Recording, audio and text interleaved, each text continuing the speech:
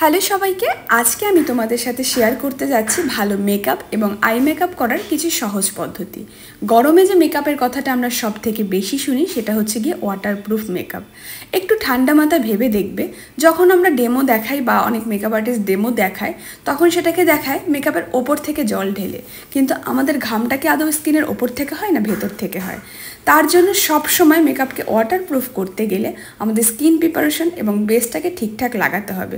তুমি যদি ল্যাকমির ফাউন্ডেশন লাগিয়ে উপর থেকে জল ঢালো তাহলে সেটা কিন্তু গড়িয়েই পড়বে, কিন্তু সেটা বড় ব্যাপার না। বড় ব্যাপার হচ্ছে বেসটাকে ঠিকঠাক মতো করে লাগাতে হবে এবং স্কিন প্রিপারেশন ঠিকঠাক করে করতে হবে।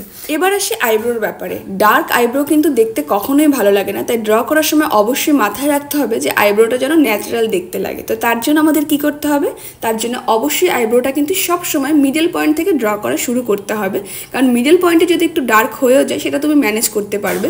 কিন্তু তুমি যদি একদম প্রথম থেকে আইব্রোটা ড্র করা শুরু করো তো প্রথমে যদি ডার্ক হয়ে যায় সেটা দেখতে কিন্তু বড্ড বেশি উগ্র লাগে আর ন্যাচারাল ব্যাপারটা একদমই থাকে না। এবার আসে আই মেকআপে। আই মেকআপ করতে গেলে অনেকেরই একটা ভুল ধারণা যে আমি যে কালার ড্রেস পরেছি আমাকে সেই কালারেরই শ্যাডো লাগাতে হবে। তার কারণ হচ্ছে গিয়ে কিছু কিছু ডার্ক কালার থাকে যেটা চোখে লাগালে বড্ড বেশি উগ্র লাগে। তো সেক্ষেত্রে অবশ্যই তোমাকে কন্ট্রাস্ট কালার চুজ করতে হবে, যে সেই কালারটার কন্ট্রাস্ট কালার কী আছে তার আই মেকআপ তুমি করতে পারো। আর আরেকটা কথা, আই মেকআপের সময় সবসময় মাথায় রাখবে যে আমি আউটার কর্নারে ডার্ক কালার অ্যাপ্লাই করতেই পারি, ব্ল্যাক, ব্রাউন বা যে কোনো ডার্ক কালার, কিন্তু ইনার কর্নারটা কিন্তু সবসময় লাইট রাখতে হবে, তাহলে সেই আই মেকআপে উগ্র ব্যাপারটা থাকবে না। এবার আসি দেখো চোখের নিচে যে যেরকম লাগা, অনেকে লাইনার অনেকে কাজল। তো কাজল পরার ক্ষেত্রে অবশ্যই কিন্তু আমি সেটা যখন ব্লেন্ড করবো বা স্মাচ করবো সেটা কিন্তু আমি আউটার কর্নার থেকে ছড়িয়ে আমি ইনার কর্নারে আসবো। আমি কিন্তু ইনার কর্নার থেকে ছড়িয়ে আউটার কর্নারে যাব না, তাহলে পুরো ছড়িয়ে যাবে। আমাদের চোখের শেপটা যেরকম হয় ঠিক সেরকমভাবেই কিন্তু ব্লেন্ড করতে হবে। বেঙ্গলি ব্রাইডে লাইনারটা একটু টানা টানা হলে দেখতে ভালো লাগে, তো অনেক সময় আমরা নিজেরাও একটু টেনে লাইনারটা পরতে চাই। তো সেক্ষেত্রে যেটা করতে হবে সেটা হচ্ছে কি, ফার্স্টে আমাকে লাইনারটা আমি যতটা টানতে চাই ততটা টেনে নিয়ে তারপর সেখান থেকে ভরাট করে করে আমাকে ইনার কর্নারে আসতে হবে, তাহলে হচ্ছে কি লাইনটা প্রপার বোঝা যাবে।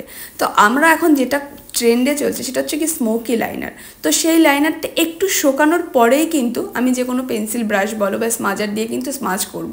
লাইনারটা শুকানোর আগে যখন আমি সেটাকে স্মোকি করতে যাব তাহলে কিন্তু সেটা পুরো ঘেটে যাবে। তো দেখো আমি এই যে এখানটার লাইনটা কেমন করে ড্র করে তারপর আমি একটু শুকানোর পরে সেটাকে আমি স্মোকি করে দিচ্ছি।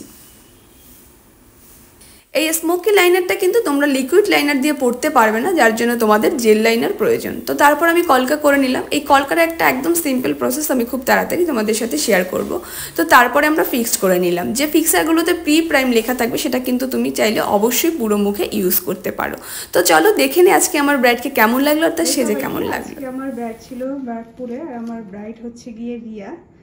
তো ফুল লুক আমি অবশ্যই তোমাদের সাথে শেয়ার করব, তার আগে শুনে নেব যে তার সেজে কেমন লাগবে।